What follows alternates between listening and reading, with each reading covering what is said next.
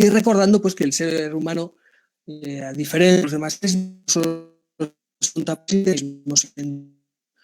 y por eso hablábamos pues del ser humano como un ser en busca de sentido, un ser que tiene dignidad por el hecho de existir, por el hecho de ser humano, que no tiene que hacer nada para merecerla y que además se considera a sí mismo un ser en comunidad, un ser relacional. El ser humano es un ser social que necesita de los demás, necesita de un tú diferente para reconocerse a sí mismo, para crecer realmente y para ser mejor, por lo tanto, ¿no?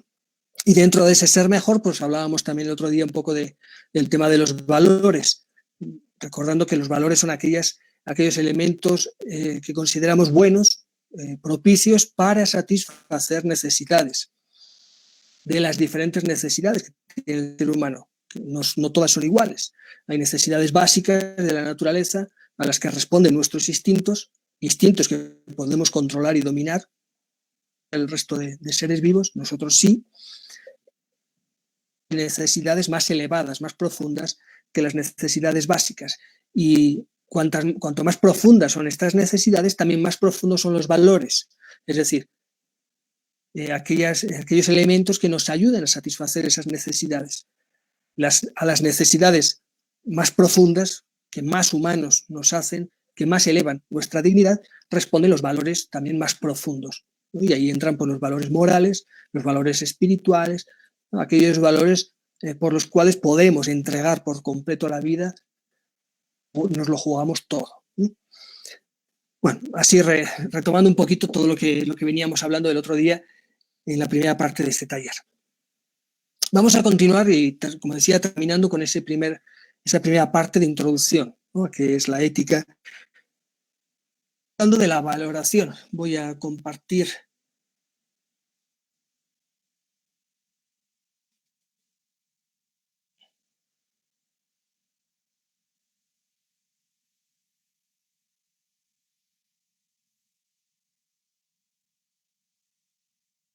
se está viendo, ¿no?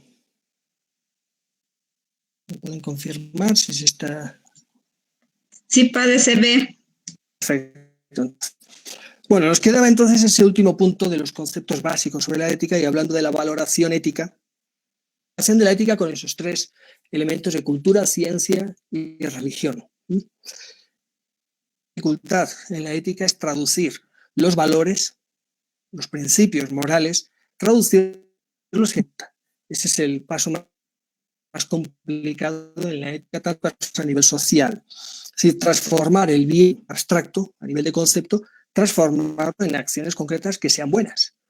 Aquí, sin volver a repetir lo que ya hablábamos el otro día de los fines y los medios de necesidades o de los deseos. Esa relación que tiene que haber entre los medios y los fines, ¿no? Entonces, ese paso, esa traducción es lo más complicado, ¿no? Y en el campo de los valores, pues no siempre pensamos lo mismo las personas.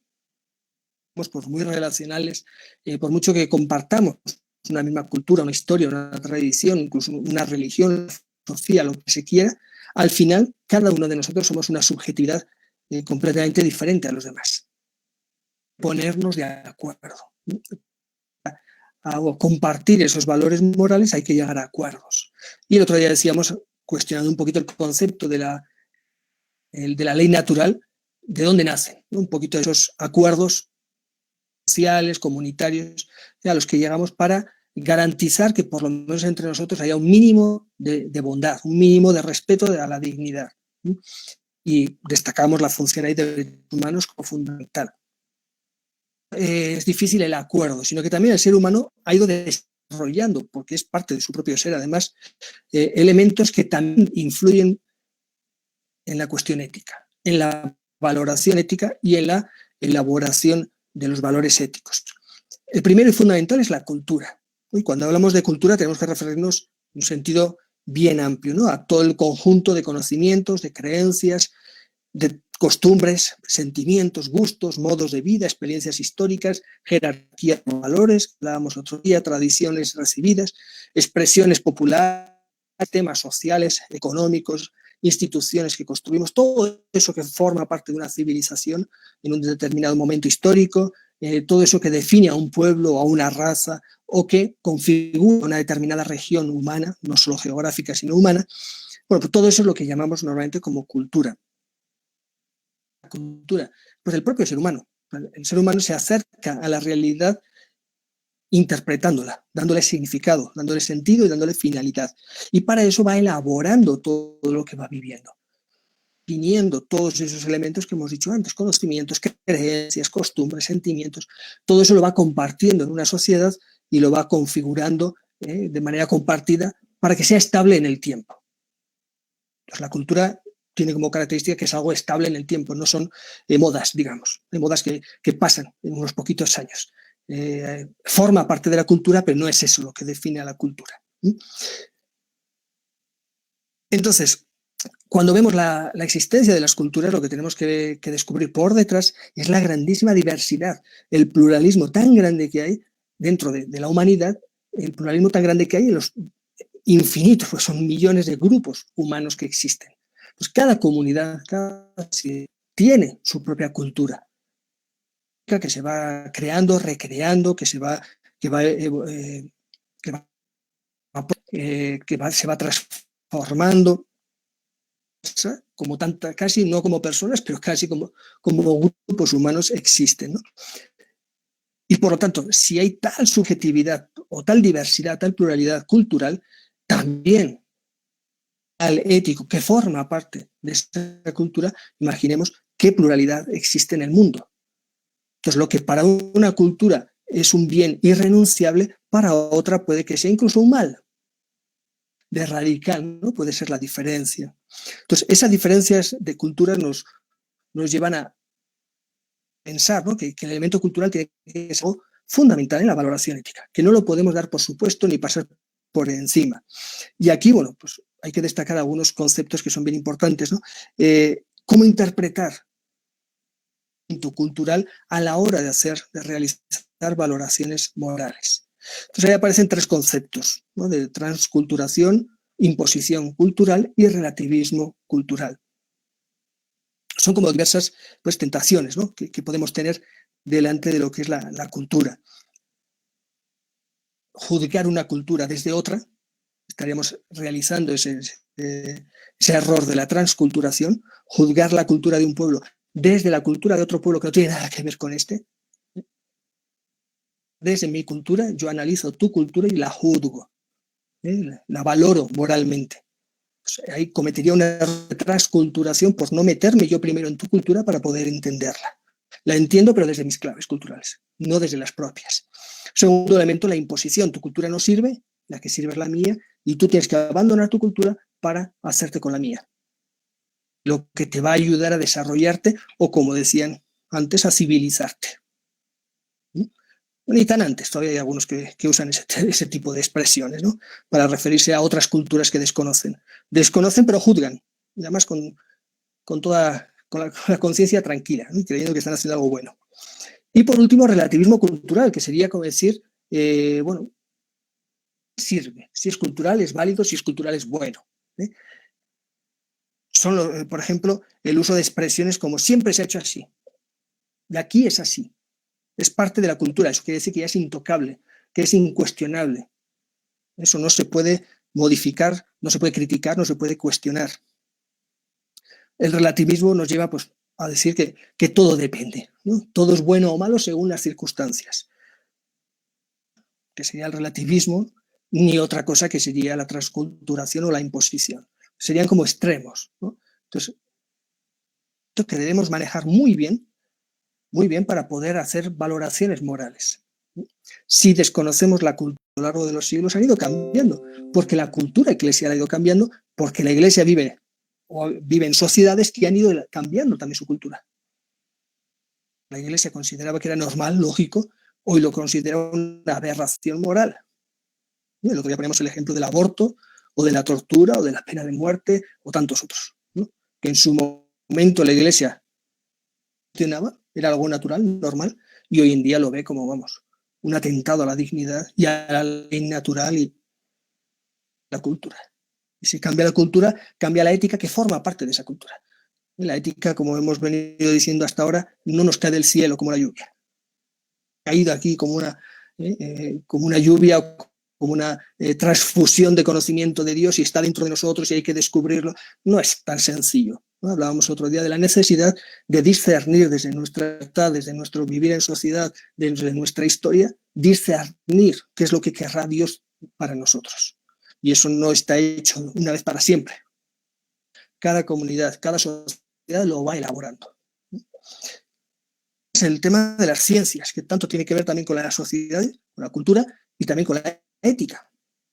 Todo es una forma de comprender la realidad. No es la única, evidentemente, pero es una forma de acercarse a la realidad y de intentar entenderla, evidentemente, desde elementos objetivos, ¿no? De elementos científicos objetivos, buscar aquello que es inmutable, aquello que no cambia, aquello que no es relativo, aquello que más o menos es estable en el tiempo y nos ayuda a definir los fenómenos naturales.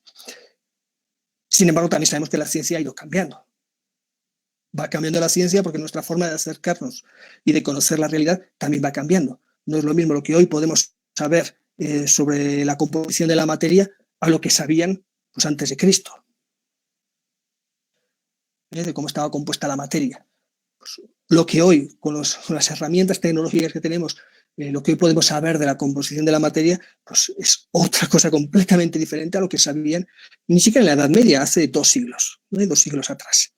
Y sabemos cómo la Iglesia también, dentro de sus valoraciones teológicas y éticas, ha tenido muchos conflictos con la ciencia. Todos recordamos quizá el caso paradigmático, ¿no? de Galileo Galilei, cuando tuvo que aceptar que la Tierra era el centro y todo se movía alrededor de la Tierra, aunque él sabía científicamente, estaba comprobado por los hechos, para él era obvio que era al revés, la que giraba alrededor del Sol. Pero por motivos teológicos y bíblicos que nada tenían de científicos y por malinterpretar lo que es teología y lo que es Biblia como si fuese ciencia, pues se llega a este tipo de errores, ¿no? Y tantos que fueron condenados y asesinados, filósofos perseguidos y quemados, ¿no? En hogueras de ignorancia, pero en hogueras de la Iglesia. Entonces, el tema científico es fundamental, pero aquí también tenemos que saber establecer una relación con la ciencia. De ciencia es necesario. Pongamos el ejemplo más claro. No podemos hablar, por ejemplo, hacer una valoración moral sobre el tema aborto sin manejar mínimamente los elementos científicos. Y hay médicos, biológicos, y podemos poner más, ¿no? Sociológicos, por supuesto, culturales. Hay ciertos elementos científicos que debemos manejar bastante, o sea, lo mejor posible. Porque si no vamos a hablar tonterías. Nos pasa, no solo con ese tema, sino con muchos temas, que hablamos y hacemos valoraciones morales desconociendo los elementos objetivos.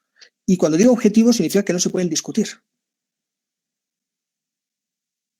Porque la ciencia ha demostrado que son así. Muestre todo, evidentemente que no. Y por eso la relación ciencia-ética, como la misma relación ciencia-fe o ciencia-teología, tiene que ser equilibrada. O sea, la ciencia tiene su campo de actuación, este punto es incuestionable. Cuando es cuestionable es la misma ciencia la que lo cuestiona y dice, pues mira, aquí todavía no sabemos. El proceso de descubrimiento. Que la ciencia ya te ha demostrado que es así, ¿no? Entonces, establece una relación equilibrada. Ciencia para no decir tonterías en el plano ético, para no hacer valoraciones que no tengan fundamento, que no tengan base científica. La última palabra no es de la ciencia, porque a la ciencia se le escapan ciertos elementos que son de la ética. La ética, evidentemente, no funciona como funciona la ciencia, ni tiene por qué hacerlo. A conceptos abstractos que la ciencia pues, se le escapan de las manos porque no es su campo de trabajo ni de estudio. O de ciencia ética es fundamental, como digo, para que la ética tenga una fundamentación científica y para que la ciencia tenga una fundamentación ética. Porque ahí podemos correr el riesgo de pensar que la ciencia, ¿no? En general, puede correr el riesgo de que si es posible, ya es bueno. Científicos, a muchos. O sea, es una tentación del científico, ¿no? Si científicamente es posible, entonces es bueno. Entonces se puede hacer, ¿no? Y ahí es donde entra la ética diciendo, sí, es posible, pero no conviene. No es bueno, por las razones que sea, y ahí viene entonces el diálogo de ciencia y ética. Entonces, este es un elemento pues, bien importante. La ética no trabaja con hipótesis, ni con teoremas, ni con verdades absolutas, ni con demostraciones empíricas. Todo eso que cita la ciencia. Y la ciencia al revés. Necesita de esto otro que aporta la ética, que es más abstracto, que es más... que va cambiando con el tiempo, que necesita de consensos, de diálogos. O sea, la ciencia, que es tan fría, necesita de este otro elemento tan humano como es la búsqueda de consensos, el diálogo, etc. Y el tercer elemento, que es la ética y la religión. Y aquí lo primero, bueno, sin intentar definir ahora, ¿no?, exactamente qué es la religión, podríamos hablar así como esa forma humana de interpretar la realidad, de buscarle una razón de fondo, ¿no?, de sentido a toda la realidad. Importante aquí, bueno, pues que por mucho tiempo la religión se ha impuesto, lo sabemos, se ha impuesto a la sociedad, a su cultura y también a su valoración ética, y lo sigue haciendo en algunos casos, ¿no? Y sabemos que hay corrientes religiosas que siguen queriendo imponerse, que forman parte de la cultura y de la sociedad. La grandísima conquista de la humanidad cuando se ha desligado la religión del resto de los culturales, cuando se le ha puesto a la religión en su sitio, que es muy importante, que es fundamental, pero es su sitio. La religión muchas veces ha sido un yugo, ha esclavizado realmente la conciencia, la inteligencia humana y la sociedad y todos los elementos culturales de esa sociedad.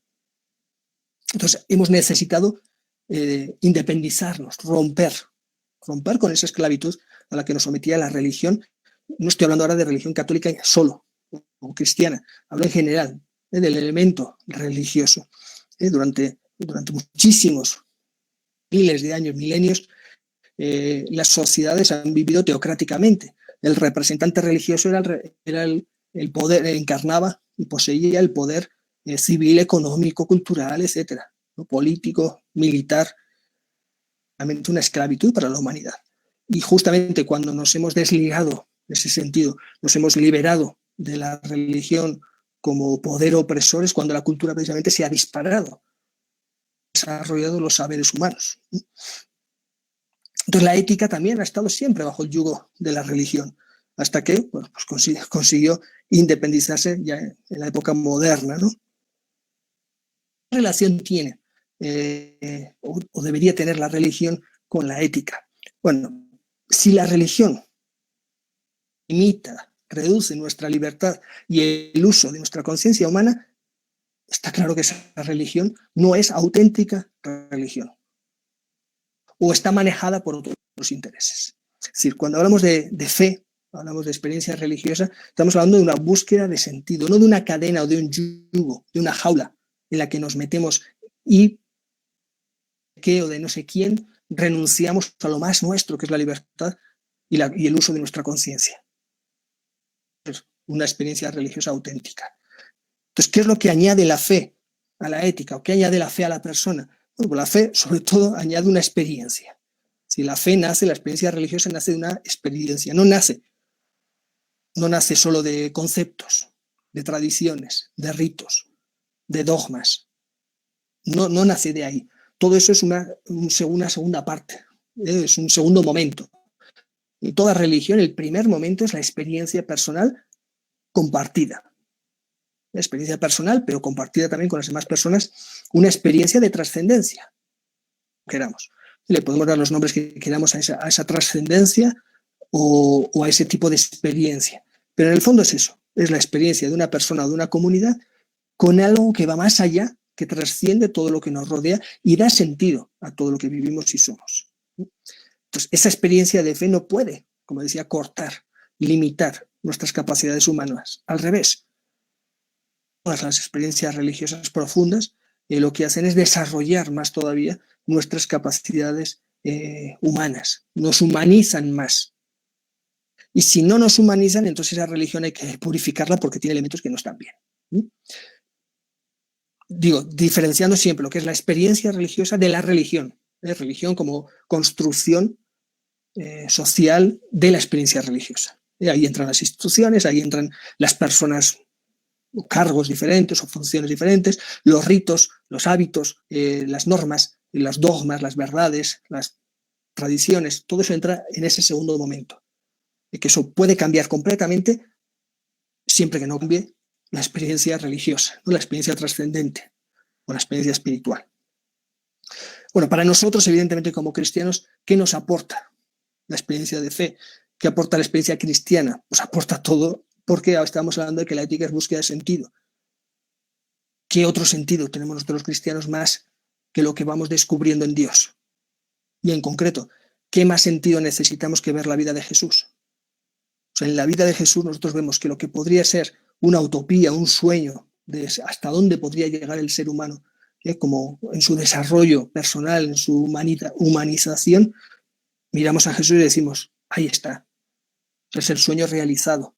Y nuestra experiencia cristiana lo que nos dice es precisamente que el ejemplo, la vida de Jesús, es un ejemplo para nosotros.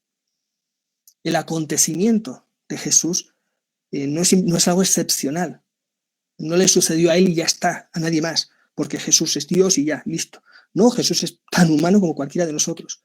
Y fue capaz de transformarse, de divinizarse desde su más profunda humanidad. Y eso para nosotros es una esperanza. Si él pudo, nosotros podemos. ¿Por qué no? ¿Qué tiene Jesús que no tuviésemos nosotros? ¿Qué tiene Jesús que no tenga yo? A responder colocando, bueno, es que él a Dios ya no sirve para nada a Jesús. Dejaría de ser útil, dejaría de ser significativo para nosotros. O sea, Jesús es quien es precisamente porque es uno más de nosotros.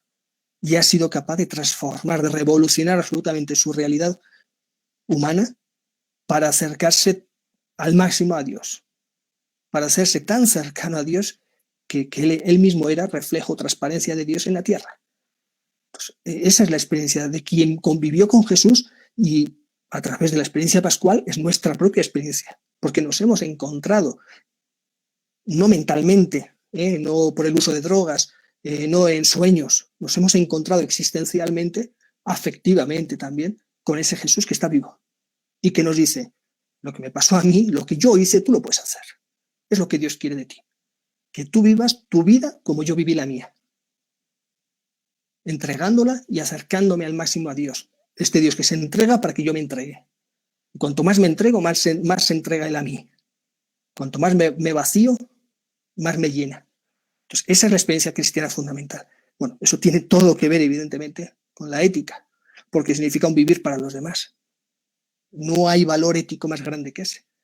No hay valor ético más profundo, más radical, que hacer de la propia vida un regalo para los demás, que donar, ¿no? Donar la propia vida a los demás para que los demás tengan más vida, más dignidad. Donar la propia vida por una causa que Jesús le llamó reino de Dios y que no es más que el ideal de libertad, de justicia y de paz para toda la humanidad. Entonces, desde nuestra experiencia como cristianos, la experiencia de fe tiene todo que ver con la ética. Es nuestra inspiración. El ejemplo de Jesús, el ejemplo humano de Jesús, es la realización máxima de lo que es una vida ética. Y que en nuestro caso, como en el caso de Jesús, tiene su fuente, su raíz en la experiencia, en la relación con ese Dios. Dios que es justicia, un Dios que es libertad, un Dios que se da para que tú te des. Entonces, esa es un poco la relación. Por eso la fe no es un añadido. Para nosotros es el corazón de la ética. Bueno, hasta aquí terminaríamos lo que era la introducción. Entraríamos ahora a ver un poco el tema ya más concreto de la doctrina social de la Iglesia. No sé si hay alguna pregunta, algún comentario que podamos aclarar.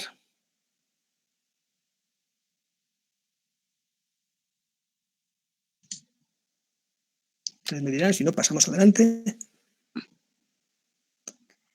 Profesoras, profesoras, ¿tenemos algunas preguntas o dudas respecto al tema?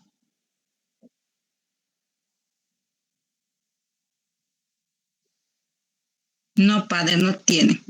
Muy bien. Si no se han dormido, vamos a seguir adelante entonces. Bueno, entraríamos a ver ahora un poquito ya el tema concreto de la doctrina social de la Iglesia. Como decía, les voy a pasar al final a todo. Todo lo que yo he ido hablando y muchas más cosas está en un texto que tengo escrito. Les voy a pasar, lo voy a compartir con todos ustedes, y muchas cosas que no vamos a ver aquí, que yo las voy a pasar muy rápido, pues están ahí, para que después los puedan leer, que son simplemente pues, elementos de cultura, ¿no? Para conocer en todo, porque es demasiado. Para hablar de la doctrina social de la Iglesia tendríamos que estar pues, muchos días, ¿no? Viendo muchos documentos, comparando, analizando un mismo tema, cómo se ha ido trabajando, presentando los diferentes documentos. Bueno, es un trabajo muy bonito, muy interesante, pero no es lo que nos toca, lo que nos corresponde en este momento. Entonces voy a hacer un acercamiento, como digo, muy general al tema de la Iglesia, intentando, sobre todo al final, pues sacar algunas conclusiones prácticas, ¿no? Para nosotros, pensando siempre en esa lectura educativa, ¿no? Que somos educadores por encima de todo. Bueno, un poco sobre la definición, cómo definir un poquito esto de la doctrina social de la Iglesia. Bueno, lo primero, no existe una definición así, simplemente, ¿no? Pero tenemos que distinguir lo que es el pensamiento social cristiano de lo que es la doctrina social de la Iglesia. Si el pensamiento social cristiano nace, por ponerle un origen así, podríamos decir, bueno, la propuesta del reino de Dios que hace Jesús. Cuando Jesús anuncia el reino de Dios, está haciendo un planteamiento social. Cuando Jesús habla de las bienaventuranzas, por ejemplo, y diversos textos del Evangelio son el pensamiento social de Jesús que después asumen sus seguidores y que hemos heredado hasta el día de hoy. Eso sería un poco el pensamiento social. Toda la reflexión que ha hecho la Iglesia pues en sus más de 20 siglos de historia, toda la reflexión de todo lo que son los problemas sociales, cómo ha ido reflexionando y respondiendo. Temática social.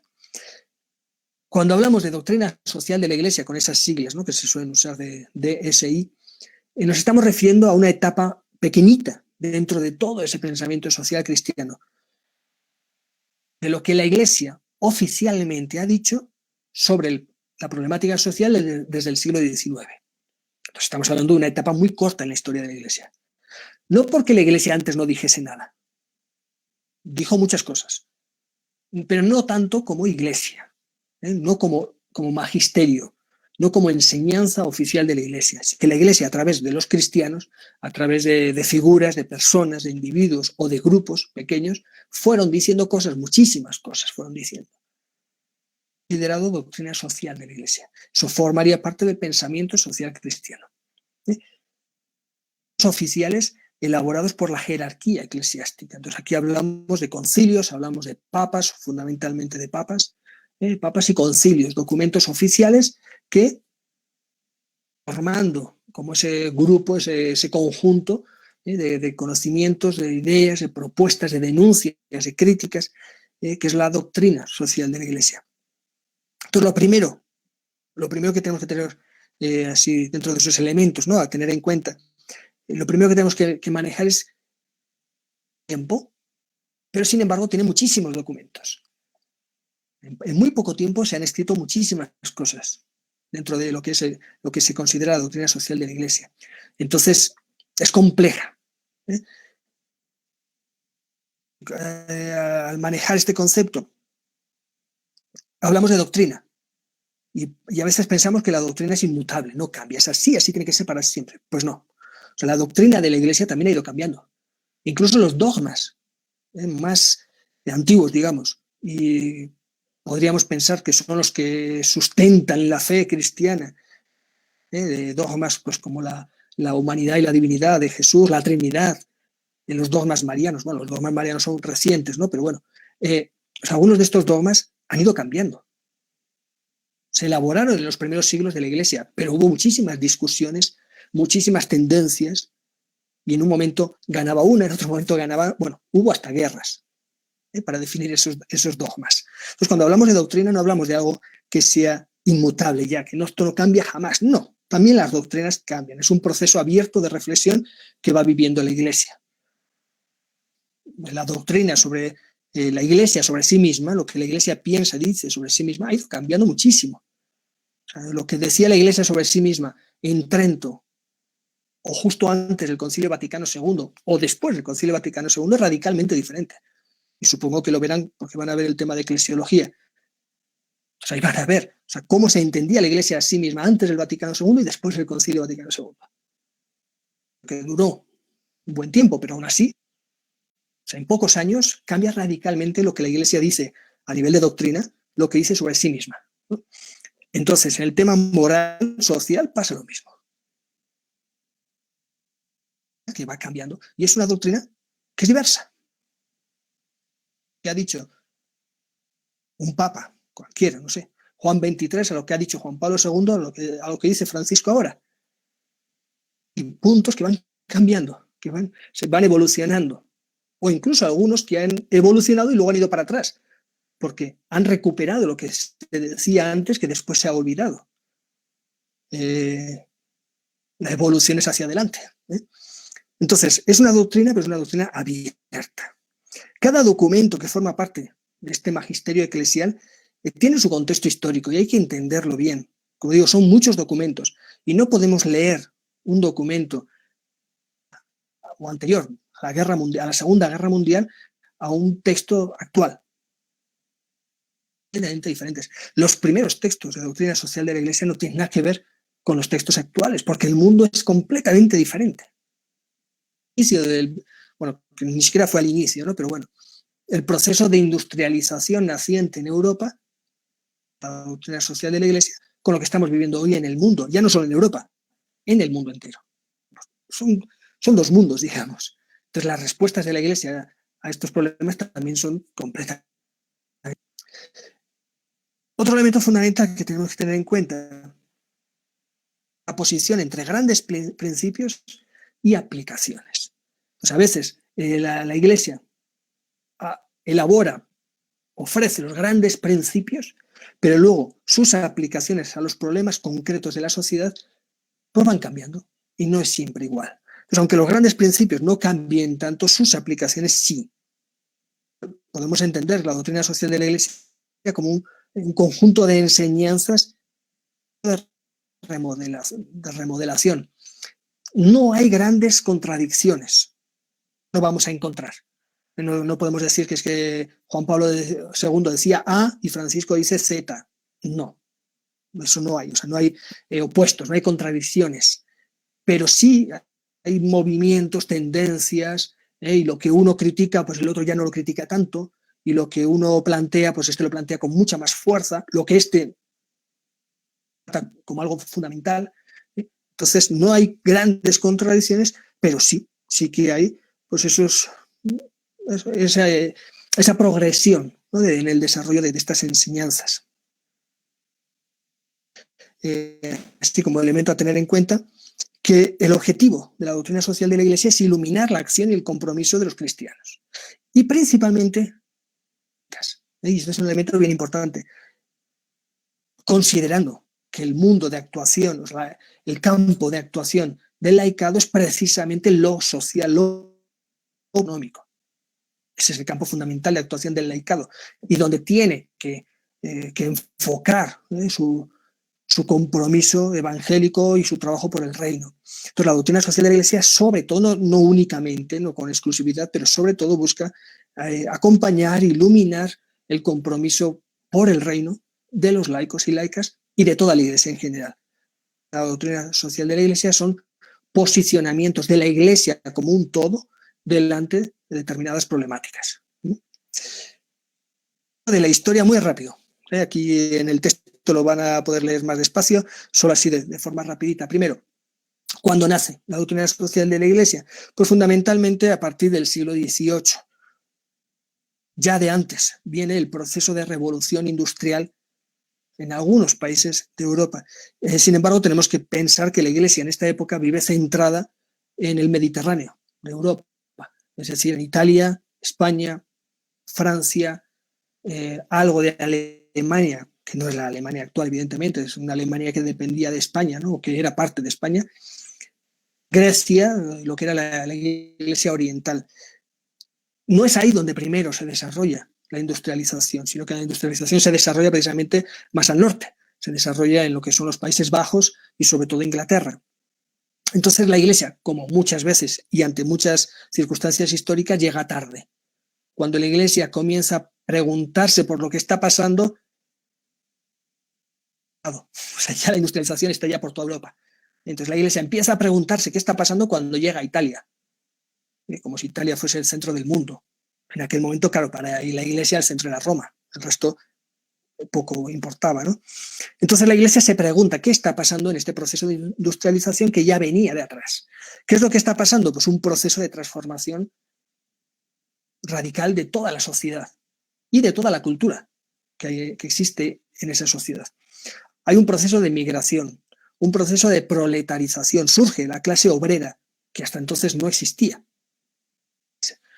Ya antes había nacido la burguesía, ¿no? Como una clase que se independiza, que se separa de la clase de los nobles y de los campesinos, ¿no? De los siervos de la tierra. Va más entre los nobles que entre los campesinos. Entonces, la burguesía ya nace de alguna forma, contra la Iglesia o lo que la Iglesia representa. La Revolución Francesa. Posteriormente, con todo el proceso de industrialización, surge esta otra clase, que es la clase trabajadora, obrera, que no es ni campesino, no es burgués, no es, desde luego no es noble, no es de la nobleza. De forma va a sentir a la Iglesia extraña a ella. La clase obrera comienza a organizarse con una serie de peticiones, porque lo que está viviendo pues, es una explotación absoluta. La industrialización lo que crea es una clase empresarial burguesa, o le dota a la burguesía de un poder que hasta entonces no había tenido, con un crecimiento económico rapidísimo, en general con los instrumentos políticos de cada sociedad, de cada estado, y la fiebre por la ganancia económica propia del idealismo liberal, ¿no? De la ideología liberal, el liberalismo y del capitalismo que comienza a surgir ahí, ansia por ganar, por acumular en lo económico, dotación impresionante de la clase obrera, de la clase industrial. Y esto produce pues, una miseria y un malestar creciente y provoca pues, que la clase obrera reaccione organizándose y comience a elaborar propuestas sociales, políticas, que rompen con todo lo establecido hasta el momento. Es el surgimiento del primer socialismo, marxismo, anarquismo, y las primeras propuestas revolucionarias se ponen frente a la Iglesia, sitúan a la Iglesia junto a la nobleza, no la sitúan junto a ellos, ni junto al campesinado, ni junto a la clase obrera. Entonces la Iglesia está empezando a situarse a tener que resituarse porque la están dejando de lado, ¿no? Y este es un tema fundamental. Va a afectar directamente a la Iglesia, por lo que digo, porque la Iglesia no sabe responder. La moral tradicional que la Iglesia proponía era una moral fundamentalmente individual. Y era una moral basada en la obediencia. Leyes, a mandamientos, a normas, que muchas veces eran más costumbres que otra cosa, que tenían poca fundamentación ética y era simplemente porque siempre se ha hecho así o porque la Iglesia dice que se hace así. La Iglesia, con esa moral, ya no ofrece nada nuevo a la sociedad industrial y comienza a perder papel. Tanto la burguesía ya se había apartado de la Iglesia y ya no contaba con la Iglesia. El campesinado lo mismo, ahora la clase obrera lo mismo. Entonces la Iglesia se va quedando en un reducto alta de las élites, de la nobleza, pero un reducto que ya no es nada significativo. Las nuevas ideologías, tanto la liberal como luego las ideologías revolucionarias, muchas de ellas ya son ateas, prescinden de la idea de Dios, ya no digo prescindir de la Iglesia, prescinden de la idea de que hay un Dios. Una sociedad que se define como atea, como arreligiosa, como agnóstica, o incluso eso, como atea directamente, además violentamente, ¿no? O sea, es necesario matar a Dios que el ser humano crezca, porque lo que hemos vivido hasta ahora ha sido un yugo insoportable que nos ha dejado, por un lado, que nos ha alienado, no nos dejaba ver nuestras posibilidades reales, y por otro lado, nos ha frustrado, porque solo ha generado dolor, sufrimiento, muerte. Y de esa experiencia se va creando una Europa descristianizada. Y la Iglesia tiene que situarse. La primera tentación es que nos devuelvan el sitio que teníamos. La Iglesia era importante y tenía la última palabra en todo. En poco tiempo, la Iglesia es insignificativa. No aporta nada. Ya no nadie le presta atención, y quienes están pensando y trabajando por una sociedad mejor ya no cuentan con la Iglesia. Sin embargo, aquí hay que hacer siempre un paréntesis. Existe dentro de la experiencia eclesial en Europa, en esta época, precisamente, de lo contrario. O sea, personas, grupos que desde dentro de la Iglesia se sitúan del lado de las clases obreras y comienzan a hacer trabajos de evangelización, de promoción de la justicia, de promoción de los derechos de la clase trabajadora, bien importantes y bien significativos. Y eso es precisamente, esas experiencias, por ejemplo, el surgimiento de todo lo que es la acción católica, que después se irá concretando en la Juventud Obrera Católica, bueno, todas las JOAC, AEC, hay un montón de siglas así de la acción católica, que es precisamente la Iglesia comprometida con la justicia social y con las clases trabajadoras. Entonces, de esos grupos y del trabajo de esta gente, de ahí es que van a hacer un poco la doctrina social de la Iglesia. Cuando la Iglesia se pregunta cómo responder a la nueva problemática social, se fija en lo que esta gente está haciendo. Se fija no solo en lo que hace, sino en sus discursos, en sus propuestas.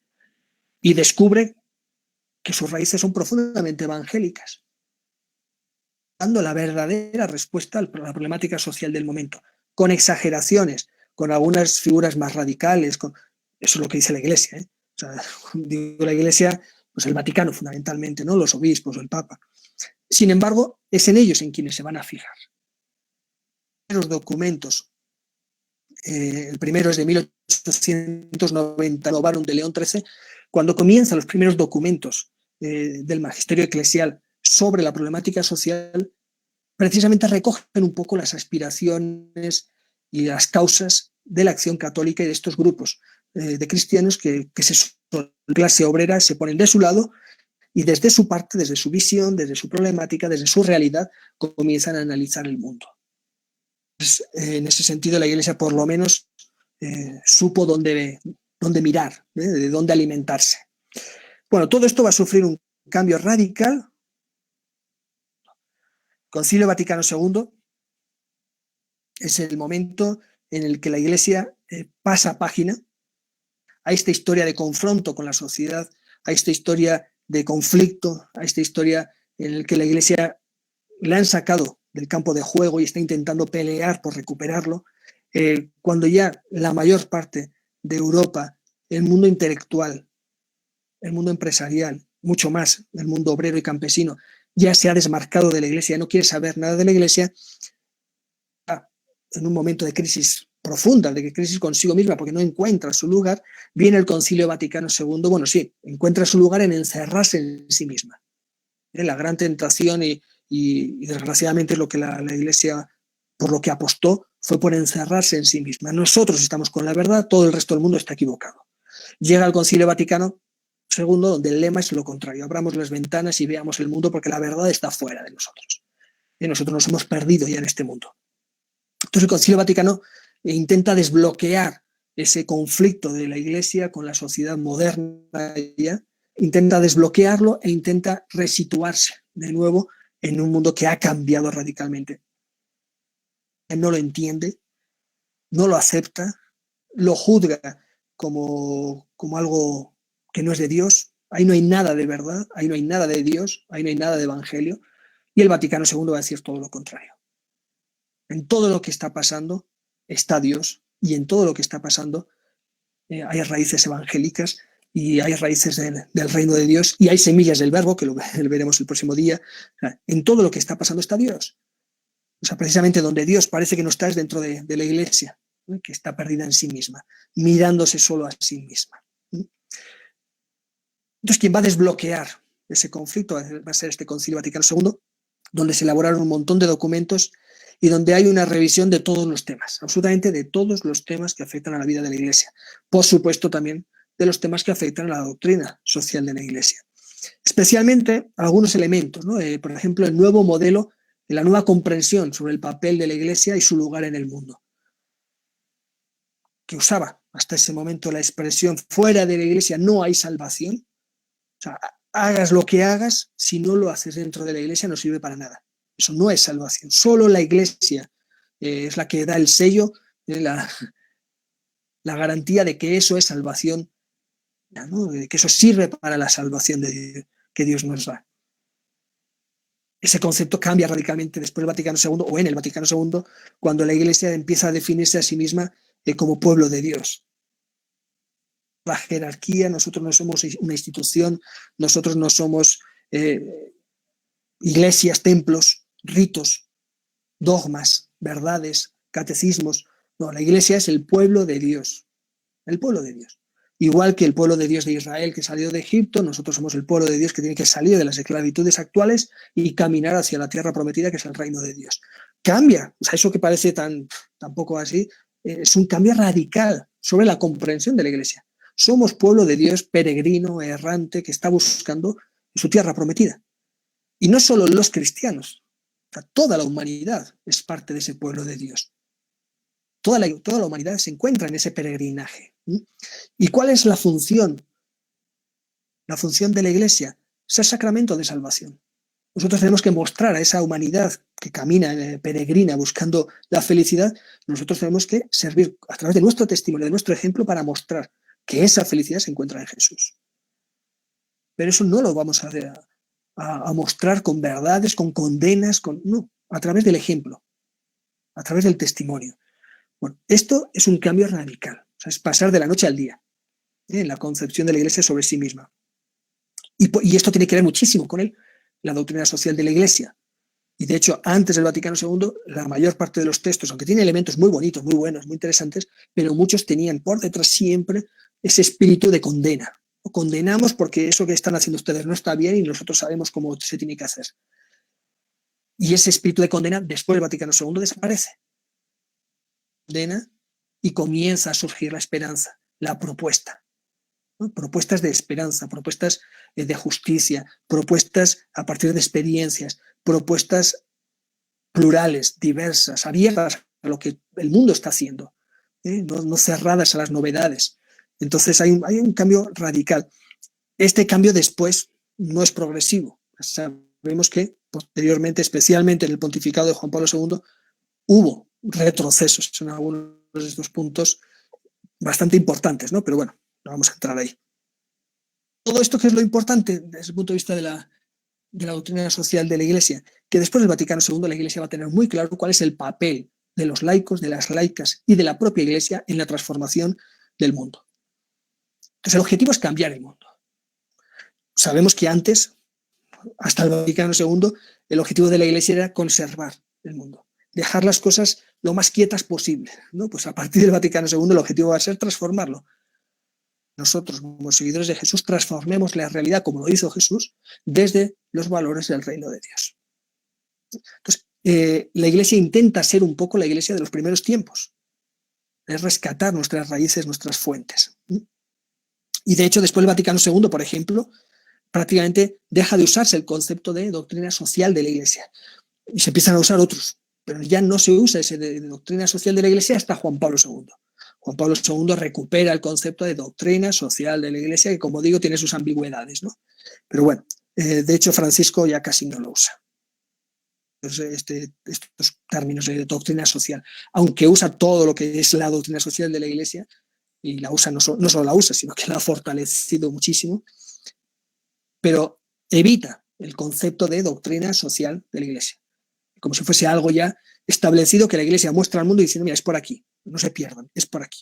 Y en ese sentido Francisco es mucho más actual, más moderno, diciendo nosotros no sabemos exactamente por dónde es, pero lo que sí sabemos es que hay que garantizar estas cosas.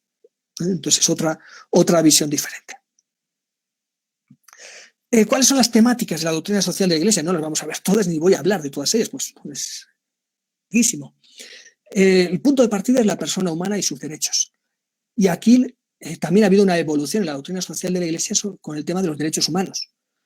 Recordemos que durante mucho tiempo la Iglesia condenó los derechos humanos. Se hacía que eso no era de Dios. O sea, que era una pretensión humana de personas que, olvidándose de Dios, quieren ponerse a sí mismas, o sea, como si fuesen endiosados, ¿no? Personas endiosadas que no aceptaban su lugar en el mundo y mucho menos aceptaban el lugar que Dios les había dado en el mundo. No, un buen tiempo. Hasta que la Iglesia acepta los derechos humanos pasó un buen tiempo. Hoy en día la Iglesia, el punto de partida de la doctrina social de la Iglesia, el mínimo son los derechos humanos. O sea, nadie debería vivir por debajo de los derechos humanos. Nadie debería vivir sin estar garantizados sus derechos humanos. Pensemos que esto es una utopía todavía, ¿no? Pero es la postura de la Iglesia. Y en este sentido, Francisco es de los que más ha insistido que la base de todo son los derechos humanos. Ese es lo mínimo para poder hablar de humanidad, de dignidad, de justicia, de paz, de los derechos humanos. Es que no respetamos ni lo básico. Entonces esa es un poco la fuente. Evidentemente la doctrina social de la Iglesia la fundamenta no en los derechos humanos, sino que todo proviene del plan de Dios para el ser humano desde la creación y además en muchos casos con una visión histórica de los relatos bíblicos de la creación que bueno, pues en el siglo XXI mantener discursos históricos a la hora de interpretar los relatos de la creación, pues vamos, es un poco anacrónico, ¿no? O sea, evidentemente, porque la Biblia no es un libro de historia y porque ni era su finalidad, ni era su pretensión, ni podía nada más hacerlo. Entonces, en lugar de hacer una explicación o de buscar un sentido teológico a los relatos de la creación, seguimos muchas veces buscándole sentidos históricos. Y la doctrina social de la Iglesia en general lo sigue haciendo. Francisco va a los derechos humanos. Se olvida un poco de lo demás, de la ley natural, se olvida un poquito de toda esa lectura histórica de los relatos de la creación, que no es su sentido. Pero bueno, el de la Iglesia define unos principios. Estos han ido cambiando, pero son los básicos que surge el primer documento, como decíamos, hasta hoy, ¿no? Entonces la Iglesia en general, de diferentes maneras, pero en general siempre ha planteado, ha defendido el bien común. Bienes particulares, no solo individuales, sino pueden ser particulares de clase social o de un país frente a otros, de una raza frente a otras. Entonces la Iglesia siempre ha defendido el bien común. En segundo lugar, el destino universal de los bienes. Este es para todos. Y si no es para todos, algo está mal, algo no se está haciendo bien. Todo lo que existe, todos los bienes y todos los beneficios de la actividad humana tienen que en un beneficio de toda la humanidad. Pues estamos haciendo alguna cosa mal. Esto es fundamental y en esto, por ejemplo, Francisco está insistiendo muchísimo. Lo veremos después. El principio de subsidiariedad, lo que nos define es que lo que está por encima, digamos, está por encima para estar al servicio de lo que está abajo, no para explotarlo, no para aprovecharlo. Entonces, todo lo elevado, las instituciones, las estructuras, todo tiene que estar al servicio de lo que tiene por debajo. Es decir, el poder está al servicio de las personas y no del poder en sí mismo o de quien detiene el poder. La política está al servicio de las personas, la economía, la estructura del Estado. O sea, un Estado se tiene que estructurar, pero de forma que sirva a su sociedad, no que la oprima, que la domine, no. O sea, todo lo que se va creando así como algo más elevado tiene que estar al servicio de lo que tiene por debajo. La participación de todas las personas, todo, en la política, en la economía, y por ejemplo, en esto Francisco está cada vez más insistente en que los trabajadores, la clase trabajadora, empecinado, tiene que participar de toda la estructura económica, de toda la cadena económica, ¿no? Incluso la participación en la toma de decisiones económicas, la participación en el manejo de las empresas, la participación en la propuesta económica del Estado, ¿no? Entonces, este es un elemento fundamental. El principio de solidaridad. Uno de los elementos que definen al ser humano es precisamente la solidaridad, el hacernos uno con los demás, ¿no? Entonces, todo lo que existe debe, por un lado, hacerse desde la solidaridad y debe servir para que las personas sean más solidarias. Los valores fundamentales de verdad, libertad y justicia son los tres valores que siempre la doctrina social de la Iglesia pues, ha defendido. La verdad, bueno, quizás sería el más ambiguo. Y aquí, bueno, pues la Iglesia siempre se aferra a la verdad revelada por Dios en Jesús, que está bien, o sea, esa es la base, evidentemente, ¿no? No es otro tipo de verdad de iluminados, que saben perfectamente lo que Dios quiere para ellos. Aunque todavía hay gente que sigue hablando así, ¿no? Que Dios me ha enviado a... Hoy ese tipo de gente necesita psiquiatras, más que otra cosa. La libertad y la justicia, ¿no? Son los 3 valores, como digo, fundamentales. Y es curioso, está muy bien que la libertad forme parte de estos 3 valores fundamentales, porque por mucho tiempo fue precisamente el valor negado por la propia Iglesia. No necesitamos ser libres, necesitamos ser obedientes a Dios y listo. ¿Sí? Y la obediencia a Dios se manifiesta en la obediencia a la Iglesia y a sus representantes. Ese discurso, gracias a Dios, cambió con el Vaticano II. La vía de la caridad, ¿no? Como otro principio fundamental, debe regir todas las demás decisiones y todas las demás estructuras. La caridad, esto Francisco lo va a llamar el amor fraterno, son los que deben regir la política, la economía, las relaciones internacionales, todo debe estar regido por el amor, ¿no? Y luego hay otros temas, otras temáticas más concretas, mucho más concretas, como son la familia. El trabajo humano es desde los primeros temas que la Iglesia trata, precisamente por toda la problemática de la industrialización, ¿no? y el surgimiento del proletariado. El trabajo humano, la vida económica, la comunidad política, la comunidad internacional. Este es un tema que va surgiendo sobre todo a partir de la Segunda Guerra Mundial y de las barbaridades que se vivieron. El medio ambiente, que es un tema más nuevo, pero que tiene muchísima fuerza en Francisco, por ejemplo. La paz, ¿no? La promoción de la paz, lo mismo. Este es un tema también clave, tanto en la paz interna, porque la doctrina social de la Iglesia ya nace cuando está habiendo ya conflictos internamente en los países, entre clases, ¿no? Conflictos entre el proletariado y el empresariado, etcétera, y luego, después de las guerras mundiales, pues las tragedias, y sobre todo pues, por el holocausto judío que se vive en Europa y por las bombas nucleares, ¿no? Esos 2 fueron los acontecimientos así dramáticos que transformaron completamente el lenguaje de la Iglesia, y ahí nace un compromiso así radical. Bueno, algunas claves de lectura de la doctrina social de la Iglesia. Muy rapidito, ¿no? ¿Qué es lo que pretende? Pues juzgar los cambios sociales a la luz de la fe y de la sensibilidad cristiana. Como digo, no pretende la doctrina social de la Iglesia establecer caminos, se sale de las condenas, sale de las prohibiciones y va más al juicio, ¿no? Que aprendamos a juzgar la realidad desde la fe cristiana, sabiendo que la fe también va evolucionando y que esa sensibilidad cristiana pues también va cambiando con el tiempo. Pero en el fondo siempre la fuente evidentemente es el Evangelio, es Jesús, ¿no? ¿Cómo juzgar la realidad?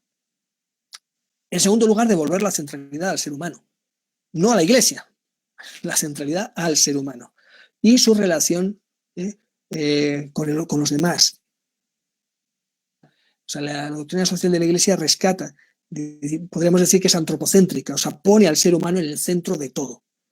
Y está muy bien, porque al principio no es tan así, y al principio Dios sigue siendo un poco el centro de todo. No podemos poner a Dios en el centro porque de Dios sabemos muy poco. Sabemos lo que vamos intuyendo, lo que vamos experimentando, lo que vamos descubriendo, pero lo que sí sabemos es que la máxima revelación de Dios se da en el ser humano. Entonces, si queremos acercarnos a Dios, tenemos que acercarnos al ser humano. Si queremos centralizar a Dios, tenemos que centralizar al ser humano. Entonces, poco a poco la Iglesia va sacando un poquito a Dios del centro, para poner al ser humano, pero no lo quita a Dios, sino que Dios está en la raíz, es el corazón del ser humano. No es, digo, que nadie se asuste por sacar a Dios del centro, o sea, pone al ser humano en el centro porque es el que tenemos, es lo que somos, es lo que conocemos, ¿no?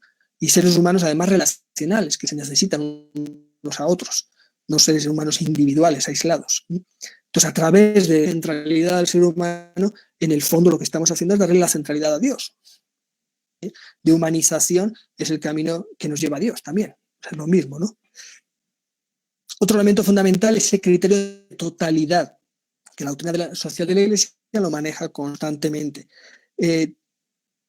Todo, absolutamente todo, debe servir o debe estar al servicio de la persona y de la sociedad, de la humanidad. Entonces, no solo el ser humano es el centro, sino que es el fin de todo. Lo que decíamos también un poco el otro día, el ser humano no es, nunca jamás es un medio. Implantar la lógica de la caridad, de la solidaridad en las relaciones económicas y sociales. siempre se habla del tema de la exclusión, de la marginación, de la explotación, los desempleados, los emigrantes, todas esas problemáticas, ¿no? de grupos de personas que quedan fuera. Una y otra vez que el amor, la caridad, la fraternidad sea la lógica de todos los... Así. Y hasta hoy. Mundo, ¿no? Formar la conciencia social desde la solidaridad. El elemento fundamental de la doctrina es la conciencia. Crear una base compartida de conciencia social delante de los problemas que esa sociedad va viviendo. Como cristianos, de alguna manera, porque no es algo que nos tiene que oprimir, ni es algo establecido que tenemos que aprender y luego vomitar a los demás para demostrarles que lo hemos hecho, sino que la doctrina social de la Iglesia intenta crear en nosotros una conciencia compartida. Analizar la realidad de forma más o menos parecida. Siempre va a haber diferencias. O sea, por mucho que la doctrina social de la Iglesia diga A, luego ese A, pues yo lo puedo interpretar de una forma y tú de otra y esa otra. Esas diferencias, esa pluralidad y diversidad tiene que haber, además, es buena. Pero por lo menos hay un elemento común, conjunto, en lo básico, en lo que estamos de acuerdo. Entonces, en eso estamos todos de acuerdo. Esa es un poco la intención de la doctrina social de la Iglesia. El desarrollo de la fraternidad universal, evidentemente, y en esto Francisco es quien más lo está desarrollando, ¿no? La doctrina social de la Iglesia ofrece, como dice ahí, ¿no? Pistas, criterios de reflexión, de juicio, directrices de acción, buscando siempre un humanismo integral y solidario. Y esto, cuanto más nos acercamos a la época actual, pues más humanista es, ¿no? Al principio la Iglesia veía con muy malos ojos ese tema del humanismo, ¿no? Sin embargo, poco a poco ha ido aceptando que lo que decía antes, ¿no? Que aceptar el humanismo precisamente es aceptar que el ser humano es lo más parecido a Dios que existe. El humano se acerca a Dios, lo que tiene que hacer es precisamente humanizarse, ser más auténtico en su humanidad, ¿no? Pero bueno, entonces la doctrina social de la Iglesia intenta ofrecer estos elementos. Como digo, no es algo, porque algunos repiten la doctrina social de la Iglesia como repiten el catecismo, como si fuese verdad absoluta y ya está, porque la Iglesia dice esto y listo, ya no hay nada que cuestionar. No es así. Ni el catecismo ni la doctrina social de la Iglesia son para eso. De manera no ha entendido absolutamente nada. Tendríamos que empezar con esa persona el taller desde el principio, hablando de nuestra libertad, de nuestra conciencia, de nuestro discernimiento, etc. Y de cómo Dios se revela. Pero bueno, ¿cuáles son los retos actuales que plantea así la doctrina social de la Iglesia? O lo que está por detrás de todos los temas de la doctrina social de la Iglesia. En el fondo, lo que plantea es, primero, la apertura a la vida, la defensa de la vida. Y aquí no hablo de la concepción hasta... No, ese ya es un problema concreto, que es el tema del aborto. Hablo de la vida en general. O sea, la doctrina social de la Iglesia busca la apertura y la defensa de la vida, en todos los sentidos. En todos los sentidos, de la vida de las personas, de las sociedades, de los pueblos, de las razas, de las culturas, de las clases sociales, de la vida de la naturaleza, del medio ambiente, de la tierra, del universo. O sea, es la apertura a la vida como un fenómeno que es divino. Es un regalo que hemos recibido de Dios y que es sagrado. Entonces es hacer todo lo posible para que la vida crezca y florezca. Entonces todo aquello que pueda perturbar, recortar la vida, juzgarlo porque no está bien. Segundo lugar, el testimoniar la fe en la vida pública. O sea, la fe no es simplemente una experiencia individual, no es solo un creer cosas. Creemos cualquier estupidez. Hoy en día la gente cree, bueno, en estos días, bueno, no voy a entrar en ese tema, ¿no? Pero o sea, se han visto gente que cree cada cosa, cada estupidez, cada barbaridad, pero bueno, o sea, si es por creer, no tenemos nada que ofrecer. No creemos simplemente cosas. La fe es una experiencia. Conocemos a Dios porque ha entrado en nuestra vida y nos la ha desmontado, nos la ha desbaratado. Conocemos a Jesús porque está vivo. ¿Por qué? Pues porque está vivo y se ha acercado a mí y me ha cambiado la vida. O sea, esa es la experiencia de nuestra fe. Y esa experiencia no es algo individual que queda dentro de mí, algo emocional, algo sentimental, afectivo y ya está, no. Y en ese sentido, el creer en Jesús o seguir a Jesús se traduce en un vivir como Él. Y por eso la doctrina social de la Iglesia, y especialmente Francisco en esto, es insistente en todos sus documentos. El cristiano que no vive lo que cree no es cristiano, es mentiroso. si no damos testimonio de nuestra fe en la vida pública y si no traducimos nuestra fe en compromiso concreto, real, público, social, compromiso por la justicia, por la paz, por el bien común, entonces no somos cristianos, simplemente. Nos estamos engañando y estamos queriendo engañar a los demás, solo que los demás no son tan tontos como para dejarse engañar. Y por último, transformar la cultura y la sociedad, pues porque fue lo que hizo Jesús. O sea, Jesús vino a una cultura, a un momento histórico concreto, en una cultura concreta, una religión concreta, una sociedad determinada, y lo que hizo fue transformarlo todo, ponerlo todo patas arriba, desde valores mucho más profundos de lo que en aquel momento se vivían. Entonces, el cristiano, la cristiana, tiene que ser también un agente de transformación. Si no, no somos verdaderos seguidores de Jesús. Es un poco como los retos actuales de la doctrina social de la Iglesia, que, por ejemplo, Francisco es lo que más insiste con mucha diferencia. Así muy por encima, la doctrina social en el Papa también lo mismo. El texto lo pueden leer, ¿no? Hay algunos temas que Francisco insiste muchísimo. Y en el texto que les daré hay algunas copias, algunas citas textuales del Papa Francisco sobre estos temas. El tema de la dignidad, que es la palabra clave para Francisco. O sea, la política, la economía, las relaciones internacionales, todo tiene sentido si busca garantizar, proteger la dignidad. Así no hay que cambiarlo, así, de arriba abajo, hay que cambiarlo y listo. La solidaridad, digo muy rápido porque ya estamos ya a las 7:10. La solidaridad y la opción por los pobres. Y en esto, Francisco, sí hay aquí una una gran ruptura con los últimos papas, ¿no? Fundamentalmente con Benedicto y con Juan Pablo II, sobre todo porque Benedicto tampoco dijo demasiadas cosas sobre este tema de doctrina social. Él se manejó más en otras temáticas. Con Juan Pablo II sí. O sea, Juan Pablo II no solo escribió, sino que habló muchísimas cosas sobre doctrina social de la Iglesia, en algunas siguiendo la tradición, en otras con pequeñas rupturas. Francisco se desmarca de algunas de las cosas que decía Juan Pablo II. Entonces, este tema de la solidaridad desde la opción por los pobres en Francisco es clarísimo. O sea, Francisco proviene de una corriente teológica conocida como teología popular, además latinoamericana, que es muy sensible. No digo teología de la liberación. Tiene elementos comunes, pero la teología popular es otra corriente. Como digo, comparte elementos con la teología de la liberación, pero no es igual, exactamente. Pero este tema de la opción por los pobres sí es compartido por ambas. Entonces, Francisco proviene de esa teología popular, donde tiene muchísima importancia la fe de los pobres, la fe del pueblo, el sentir, ¿no? del pueblo más sencillo, más humilde. Entonces, la propuesta de solidaridad viene desde ahí. O sea, la justicia y la paz y la política y la economía tienen que estar al servicio de los más pobres. Si no, no está bien planteada. Así dicho de forma muy rápida. La fraternidad humana, que incluso ahora recientemente, ¿no? Pues ha sacado la encíclica precisamente centrada toda en el tema de la fraternidad, ¿no? El bien común, tema que insiste muchísimo, la búsqueda del bien común a partir del diálogo social, el diálogo internacional, diálogo político, etc. La justicia social, que este es fundamental, y yo ahí les recomiendo que se lean. En el texto hay algunos párrafos así, muy pequeños, ¿no? Pero les recomiendo que se lean o que vean el vídeo. Está en YouTube el vídeo completo del el segundo encuentro mundial de movimientos sociales que se realizó en Bolivia, en Santa Cruz, el año 2015, en el que estuvo Francisco. El discurso de Francisco en ese encuentro de movimientos sociales es espectacular. Y si queremos entender cuál es la doctrina social de la Iglesia del Papa actual, pues es lo mejor. O sea, vean ese vídeo porque es realmente espectacular, ¿no?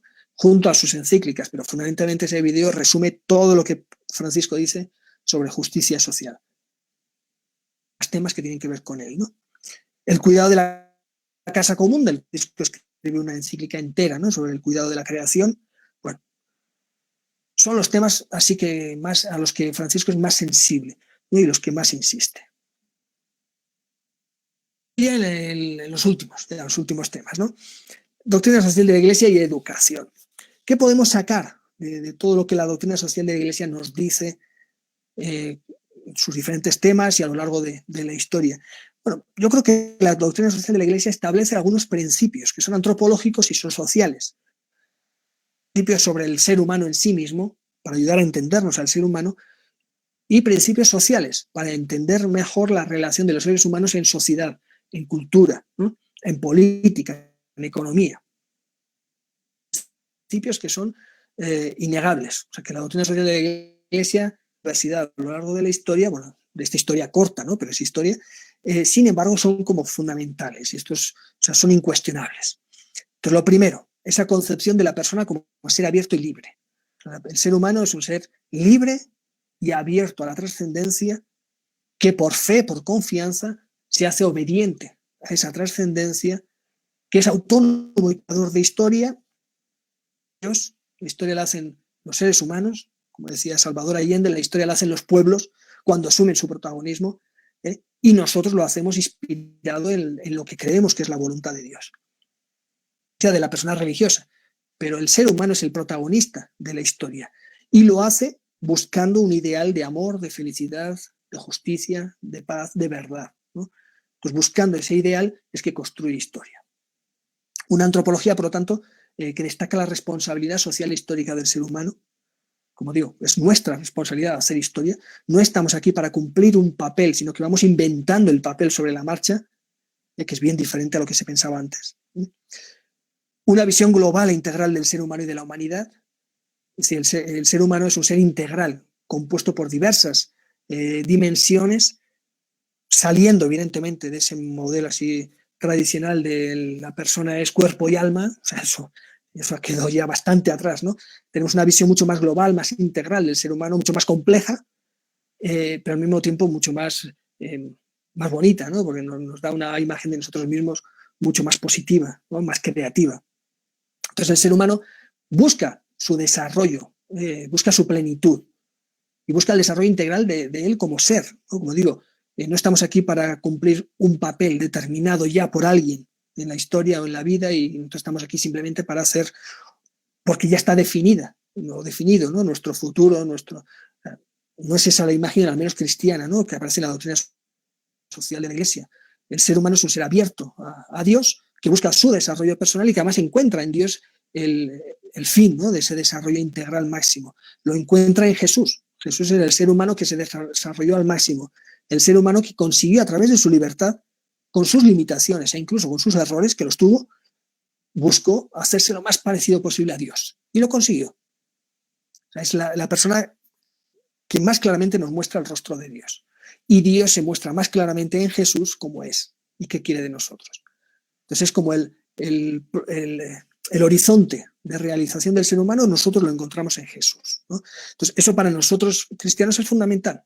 O sea, no ponemos nuestra realización humana en otros elementos que la sociedad nos dice. O sea, hoy en día, la cultura actual, la sociedad actual nos dice, para realizarte tienes que ir por aquí, tienes que ser así, tienes que tener... O sea, nosotros ese horizonte de realización integral lo encontramos en Jesús y en sus opciones. Aquello por lo que Jesús vivió y aquello por lo que Jesús fue asesinado y aquello por lo cual Dios lo resucitó. O sea, todo tiene sentido, ¿no? Desde sus opciones. Entonces, eso para nosotros es bien importante, ¿no? El reconocimiento de Jesús como plenitud revelada. O sea, ¿hasta dónde puede llegar el ser humano? Pues mira a Jesús. Mira a Jesús y ya está. O sea, es el que más se acerca a la verdad, a la bondad y a la belleza. O sea, Jesús vemos como el ideal ético, ¿no? No solo Jesús, evidentemente, pero para nosotros cristianos Jesús es lo máximo. Así de sencillo, ¿no? Eso no niega que haya otros modelos, tanto cristianos como no cristianos, de personas que se han acercado muchísimo. Pero nosotros cristianos decimos, bueno, nadie como Jesús. Pero todos tenemos la posibilidad de ser como Jesús, que es lo importante. O sea, todos tenemos esa posibilidad. La experiencia de Jesús es para nosotros una posibilidad real, concreta. Tú puedes ser como Jesús, si quieres. Si como Él te entregas a Dios y te entregas a los demás. Lo que pasa es que no lo hacemos, claro, pero bueno, es otro problema. Otro principio que establece la doctrina social de la Iglesia es ese sano pluralismo cultural, ético y religioso. Que esto no le quita nada a nuestro ser Iglesia, mucho menos a nuestro ser católico, porque precisamente el elemento de catolicidad de la Iglesia tiene que ver directamente en su significado con la diversidad. O sea, la Iglesia es católica precisamente porque reconoce que en la diversidad de la Iglesia está la Iglesia toda. Ese es el elemento de catolicidad, que a veces lo entendemos mal, y entendemos católico como para separarnos de los demás. O sea, yo soy católico para diferenciarme de los demás, y es precisamente matar al concepto de lo que significa católico. Entonces, toda verdad proviene de Dios. Pero hay verdad en todas partes, no solo en la Iglesia. Fuera de la Iglesia hay muchos elementos de verdad que tenemos que descubrir todavía y que tenemos que aprender y aceptar. Entonces, ese sano pluralismo, yo creo que la doctrina social de la Iglesia y sobre todo Francisco es el que más está insistiendo en esto, en ese pluralismo. La búsqueda de la armonía entre Dios, la creación, la humanidad, o sea, esa concepción cada vez más integral, más holística, diríamos, ¿no? Hoy en día, de la propia realidad. Dios quiere el desarrollo integral del ser humano, tiene que partir necesariamente de los últimos, de aquellos que no tienen garantizado ni siquiera el respeto a su dignidad, que es lo básico, lo mínimo, ¿no? Entonces, es un poco el buscar esa armonía entre Dios, entre toda la creación y la humanidad, en un proceso de desarrollo integral que tiene que partir del último. Para que no deje a nadie fuera, tiene que partir del último. Y la valoración, pues, del compromiso social y político. Y esto es fundamental. O sea, la doctrina social de la Iglesia cada vez va insistiendo más desde el principio, donde no prácticamente aparece muy poquito, hasta el final, donde es una insistencia continua de Francisco, que el cristiano tiene que estar comprometido con la transformación de la realidad, con la superación de las injusticias y con la construcción de un mundo en paz, especialmente para los más desfavorecidos o partiendo desde los más desfavorecidos y para todos los pueblos.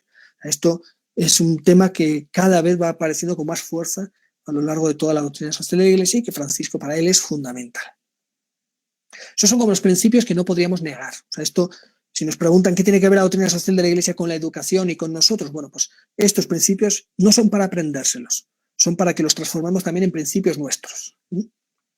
Y ahora sí, pues algunas opciones que nosotros como educadores deberíamos realizar, que la Iglesia y la doctrina social de la Iglesia nos los ofrece, nos los propone, nos dice, el cristiano debería ser más o menos así, o sea, debería tener estos elementos. Bueno, nosotros como educadores deberíamos manejar, por un lado, en mi vida personal y por otro lado, en mi trabajo como educador, yo debería destacar, fortalecer, sembrar y desarrollar estas opciones. Este es un poco el objetivo, ¿no?, de este último punto. O sea, ¿cuáles son estas opciones que nosotros deberíamos reflejar?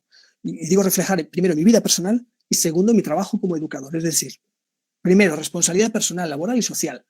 Fundamental. O sea, la doctrina social de la Iglesia insiste constantemente en la responsabilidad ética en todos estos aspectos. Entonces, yo, como trabajador de la educación, tengo que ser responsable como persona en mi trabajo y en mis relaciones con los demás.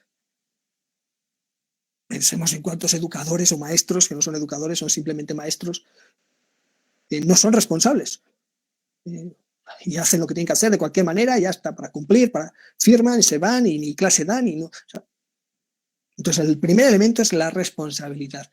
No solo yo tengo que ser responsable, sino yo tengo que educar en la responsabilidad.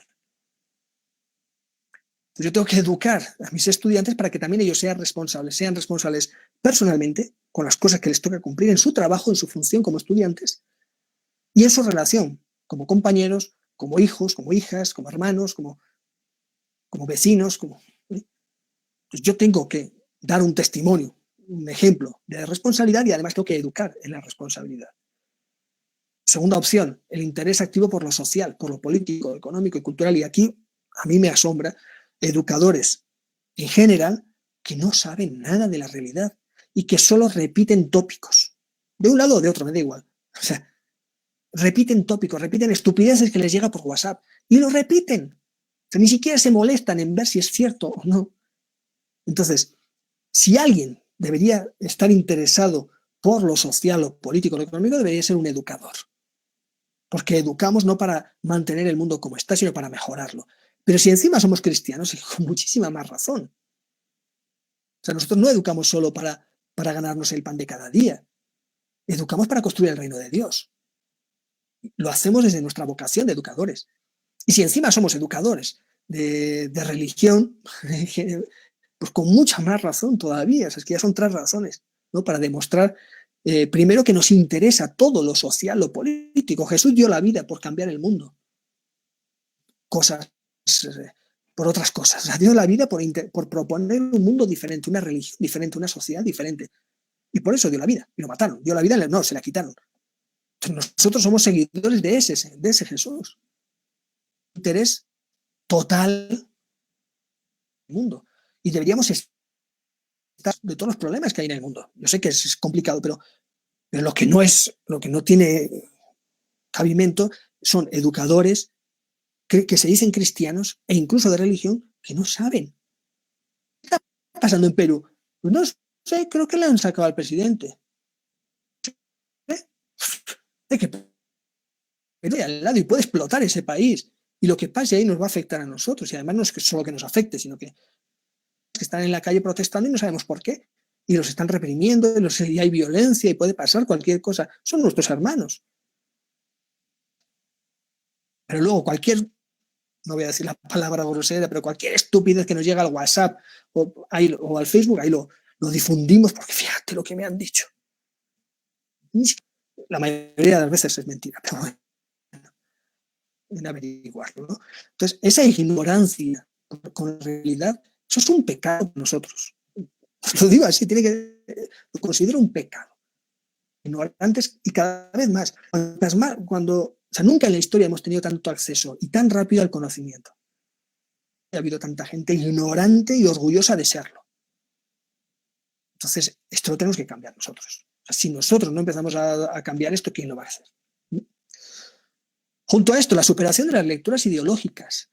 O sea, yo entiendo que todo el mundo se va posicionando ideológicamente, yo soy el primero que nos posicionamos ideológicamente ante la realidad, pero la Iglesia, una de las cosas que nos insiste es que no nos aferremos a ideologías. O sea, si a algo nos tenemos que aferrar es al Evangelio, no a las ideologías. Sin embargo, las ideologías nos ayudan también a entender y a poner en práctica el Evangelio, pero no son absolutas. Ideológicas. El bien y el mal está por encima de ideologías, de siglas partidistas, de personas, de propuestas. El bien y el mal está mucho más allá de todo eso. Evidentemente, para realizar el bien en la sociedad hay que manejarse también ideológicamente y hay que manejarse a través de grupos o de partidos o de lo que sea, pero no solo, ¿no? Entonces hay que superar un poco esa lectura ideologizada de la realidad. Por encima de las ideologías o más allá de las ideologías está la justicia social, el desarrollo sostenible. Y el otro día, por ejemplo, salía el tema del vivir bien, que me parece que es una propuesta que incluso Francisco la ha usado en más de una vez, porque es una propuesta realmente integral, sin ideología, una propuesta de auténtico desarrollo sostenible para nosotros y para las próximas generaciones y de auténtica búsqueda de la dignidad de todos y de la felicidad, ¿no?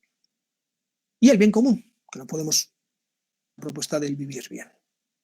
Entonces, superar esas lecturas ideológicas, pero no caer tampoco en la ingenuidad. Hay que saber manejarse también en lo ideológico para no hablar estupideces. Otra opción, el reconocimiento, respeto e integración de la diversidad en todas sus variables. Y en esto Francisco insiste mucho. O sea, el diálogo debe servir para el respeto de la diversidad, no para convencer a nadie. No se trata de imponer mi idea ni de convencer a otros. O sea, nadie tiene la verdad, todos la vamos descubriendo, todos estamos en proceso de descubrirla, de intuirla, algo para ayudarnos mutuamente. Entonces, como educadores cristianos deberíamos ser los primeros en garantizar, fortalecer, conocer, respetar esa diversidad en todos los sentidos, en todos los aspectos, raciales, culturales, de género, sexuales, de todo. O sea, y también ideológicas, también de todo, o sea, en todo tipo de diversidad. La diversidad es una riqueza. Nunca es una amenaza, nunca. La diversidad es riqueza. Incluso en la educación inclusiva, precisamente parte de ahí. La diversidad es una riqueza, es una oportunidad que todos tenemos de crecer todos. No solo el que es incluido, no, la inclusión nos afecta a todos y nos enriquece a todos. Pues nosotros deberíamos ser los primeros en enriquecer y fortalecer esa diversidad dentro del aula, en la escuela, en la sociedad, en todas partes. Y dejarnos ya de ser, espero que no haya nadie, ¿no? Pero cristianos llenos de prejuicios que se la pasan condenando al que es diferente, simplemente porque es diferente, sin entender para nada su diferencia. Condenamos, o sea, criticamos, lo cuestionamos y lo marginamos. Y esto en la Iglesia todavía hay muchísimo de esto. La defensa testimonial del ambiente. El medio ambiente, si seguimos metidos en una cadena de consumo compulsivo. pensamos que tenemos que estar todo el día comprando y comprando y comprando. Y trabajamos para poder tener dinero, para poder comprar, y al final somos esclavos del deseo compulsivo de comprar. Solo nos lleva a la destrucción de la tierra. No tiene otra consecuencia. Entonces, si queremos defender el medio ambiente, tenemos que empezar a cambiar nuestros hábitos de vida, nuestra forma de vivir. El ecologista cambia su forma de vida. Deja de con ciertas cosas y de cierta manera comienza a reutilizar, comienza a reciclar, hay que cambiar el estilo de vida. No podemos mantener un discurso ecológico y a la vez vivir una vida depredativa, lo que hay a su alrededor. Y por último, ya termino, ser formadores de conciencia personal y social. Si la doctrina social de la Iglesia busca crear conciencia social, nosotros con más razón, como educadores cristianos, tenemos que formar conciencia personal y social, más allá de los intereses individuales. O sea, más allá de mis intereses individuales. Y yo esto lo he visto en unidades educativas donde los profesores son amigos hasta que hay un choque de intereses individuales. Ahí ya no es amigo de nadie. Le da igual que se joda a todo el mundo, que con tal de que yo salga beneficiado, y se acaban las amistades, se acaban los coleguitas. Nosotros debemos dar testimonio de lo contrario. Todos, aunque no me beneficie a mí personalmente, si es bueno para todos, también lo va a ser para mí. Y al revés. Todos, aunque a mí me beneficie personalmente, para mí tampoco. ¿Y cómo llevar esto, cómo transmitir esto en los estudiantes? Pues ese es el gran desafío. ¿Cómo hacer que nuestros estudiantes vayan asumiendo poco a poco todas estas opciones? Que ellos también desarrollen su conciencia. Desgraciadamente, hay muchos profesores, maestros, maestras que no están educando en esto. Individualistas, egoístas, que solo se mueven por su propio interés personal, que no hacen nada por los demás o por el bien de todos, si no hay algo en juego para ellos. O sea, yo esto lo veo. De muchos profesores que lo que transmiten es esto. Pues digo, vuelvo al principio, la doctrina social de la Iglesia no es un manual de instrucciones. No lo es. Y no se puede usar así. Una oportunidad para desarrollar nuestra conciencia personal, social, sobre todo, especialmente en esa dimensión social nuestra, desde el Evangelio, desde la vida y la experiencia de Jesús, para la construcción del reino. Eso lo es para mí, y ahora yo como educador tengo que construir esa conciencia también. Ese es nuestro desafío y nuestra oportunidad. Como educadores tenemos la oportunidad no solo de construir el reino yo, sino de hacer que otros muchos se animen en la construcción del reino y vean por ahí, en ese trabajo social, en ese compromiso, encuentren su propia vocación y su propio horizonte de vida, el sentido de su existencia. Bueno, pues estas serían un poco las opciones que planteo como educadores, que saco, ¿no? Como conclusión, como consecuencia de la doctrina social de la Iglesia. Como les decía, en el texto hay muchas más cosas que pueden leer, bibliografía, con algunos textos interesantes, hay muchísimo, evidentemente, pero algunas cosas básicas, pues para poder aprender un poquito más de todo este mundo de la doctrina social de la Iglesia. Y esto sería todo. No sé si han sobrevivido, y todavía están en condiciones, pero vamos a ver si hay pues, preguntas, si hay dudas, comentarios, y poco a poco pues vamos completando este taller. Perdón, padre, disculpa que te interrumpa. Padre, tenemos unas preguntas. Dice, ¿no? ¿Cómo diferenciar entre un principio y un valor?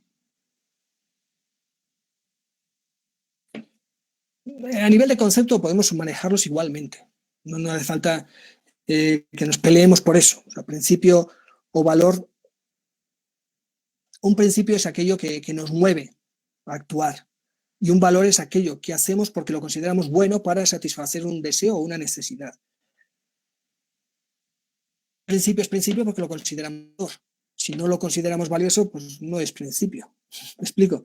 Pero es a nivel de conceptos. Ahí no problema que manejemos principio o valor. Yo ya les dije que no me gusta el concepto de antivalor. O sea, algo que yo no valoro, pues no es valor. Ya está. Es algo que no me interesa. Entonces no existe el valor negativo, el antivalor. Esa es una opinión personal. Entonces, valor es aquello que yo valoro, aquello que es valioso para mí, para la satisfacción de mis necesidades o de mis deseos. Y principio es un poco más aquello que me mueve a actuar, como horizonte. Por ejemplo, un principio importante para mí pues, es la honestidad. Es un valor ético, es un valor moral. Entonces, los principios se identifican más con los valores, ya no son los valores más del día a día, más básicos. Son los valores un poquito más elevados, es lo que llamábamos de valores morales.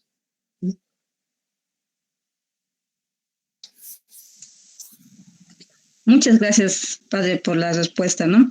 Comentarte, padre, que tenemos la presencia de nuestros profesores de valores de diferentes departamentos. Mandamos saludos a la profesora Linet de Iquile, Cochabamba, la profesora Sonia de Oruro, María desde Yacuiba, la profesora Rita y Julia de El Alto La Paz, Jacqueline de Tupiza, Vilma de Guayaramerín. También nos acompañan desde Tarija, Potosí, La Paz, Sucre y San Borja, Beni. Agradecerles, profesoras, por el acompañamiento que nos están realizando en este momento y también por la participación, ¿no? Le vamos a dar la palabra al profesor Víctor. Buenas tardes, profesor Víctor.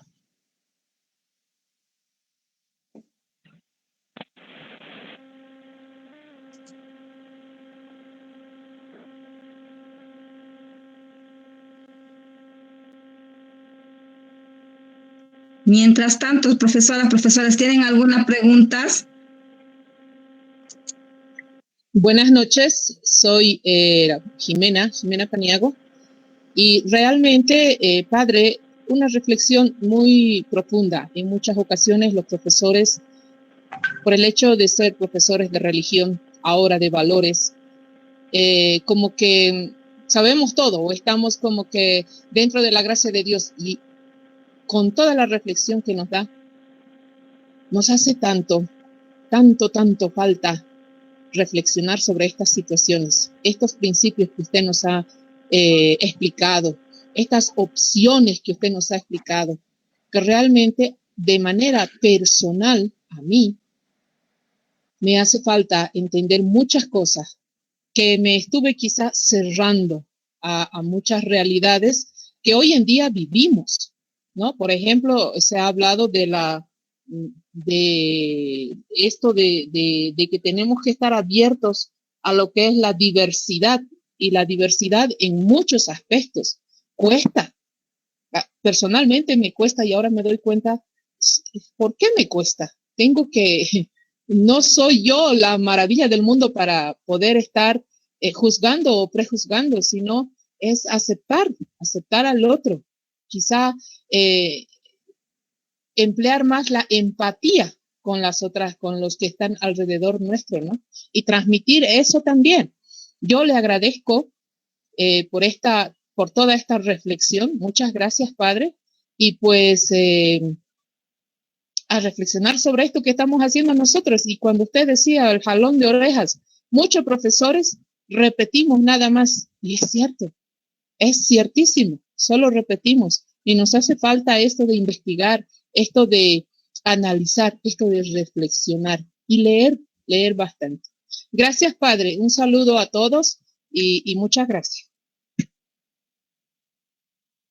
Muchas gracias a ustedes por las palabras. Sí.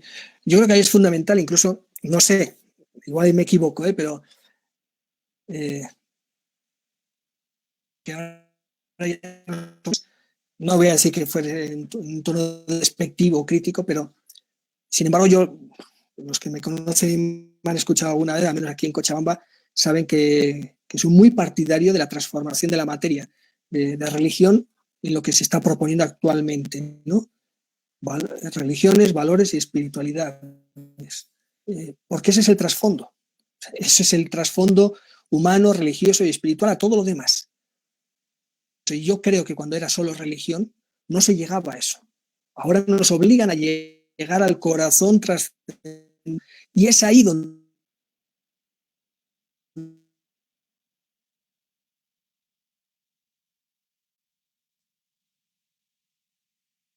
se está pidiendo ahora desde la ley que tenemos de educación, desde el modelo educativo actual.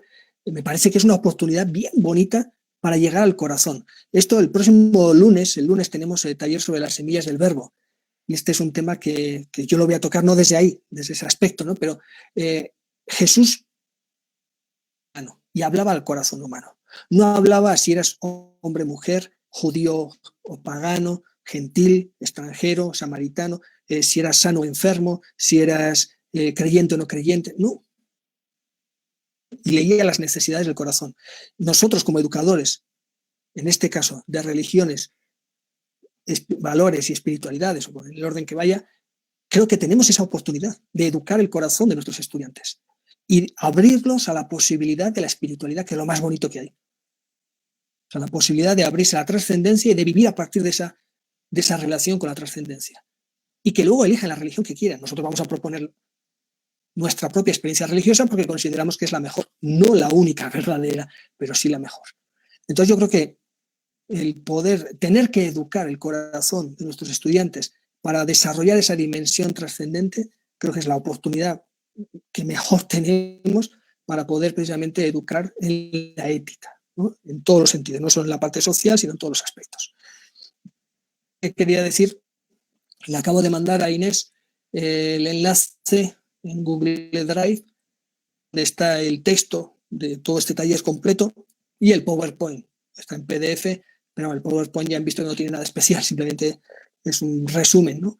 Pero ahí pueden bajar tranquilamente con ese link, pueden bajar los dos archivos si quieren. El PDF con todo el texto de lo que hemos ido hablando en estas 2 jornadas. Sí, padre, se lo vamos a enviar al grupo. Ella, como la maestra, la profesora maestra dijo, ¿no? Ese tema ha sido muy importante y ha sido muy grato escucharle las reflexiones que nos ha impartido, padre. A nombre de la CEIL Cochabamba y la comunidad pedagógica CONAPREN, le decimos muchas gracias, padre, por el apoyo, por el aporte, por el conocimiento que usted nos está brindando, ¿no? A todo el personal de valores.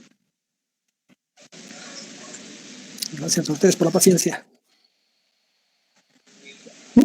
Aló. Inesita. Sí, te escuchamos. Ahora sí. Bueno, padre, ha sido un honor, de verdad, escucharte, padre. Queríamos escuchar esa parte crítica. Ya estábamos compartiendo contigo antes de empezar los talleres. Creo que es la parte, eso que nos falta, ¿no? Un poco que la parte crítica, nos falta hacer una lectura más allá de lo dogmático, quizás las escrituras, partir desde la vida real, desde nuestra historia, desde nuestro contexto. Entonces, agradecerte de verdad, Padre, por todo este trabajo que has venido realizando con nosotros y ojalá que no sea la última vez que compartes de ver, de interpretar la doctrina social de la Iglesia, ¿no? Y de verdad que nos espera días muy duros para nuestra área, ¿no? Porque el mismo hecho desde el gobierno que viene algunas cosas ya prediseñados, entonces, y todavía que tiene un tinte un poco medio distinto a lo que normalmente estamos acostumbrados desde el ministerio, entonces a veces ahí nos perdemos como maestros, ¿no? Y peor todavía estos documentos que estamos desarrollando, por ejemplo, esta doctrina social de la Iglesia, cristología, mariología, a veces se pierde en este contexto en el que estamos viviendo, ¿no? Entonces, Padre, de verdad agradecido, muy agradecido a nombre de todos los profesores, de todos los rinconcitos de Bolivia, Padre, porque te han escuchado hasta de la chiquitanía, Padre. Entonces, hay un gran grupo de maestros que nos están siguiendo en este ciclo de formación. Muy agradable hacernos reflexionar, Padre, de ver la doctrina social de la Iglesia desde la visión del reino de Dios construyendo aquí en este contexto. Entonces esto es muy bueno para nosotros los maestros de espiritualidad y valores. Agradecido, Padre, de verdad, de corazón. Dios me lo bendiga.